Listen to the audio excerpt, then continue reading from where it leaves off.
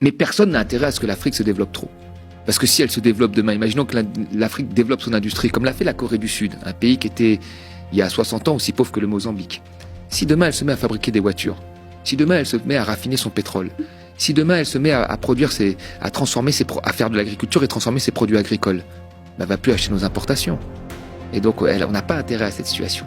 Donc, la volonté des pays riches, elle n'a pas intérêt à ce que ces pays se développent. C'est réel.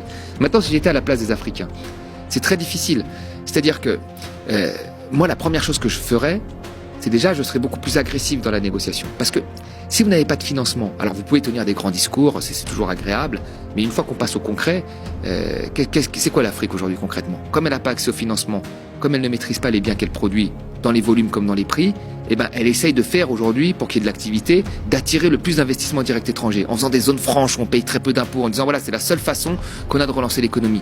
Ce qui ne lui permet pas non plus à côté, parce qu'elle ouvre la voie finalement au loup, ce qui ne lui permet pas de développer son industrie.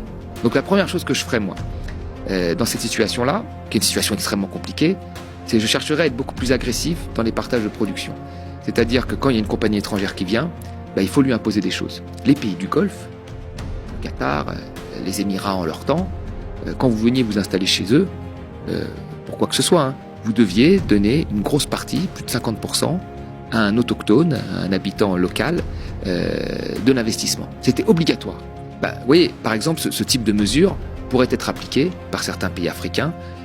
S'ils l'appliquaient bien sûr dans l'ensemble, ce serait mieux, mais avoir une stratégie beaucoup plus agressive de négociation sur le partage de ces rentes de matières premières avec les pays occidentaux. Ça, c'est la première chose, qui leur permettrait d'avoir beaucoup plus de rentrées financières. Et une fois qu'on a ces rentrées financières, reste la question de l'investissement dans les bons secteurs pour pouvoir se développer et être de plus en plus autonome. Ça devrait être ça le but. Parce que l'autonomie et l'industrie créera des emplois.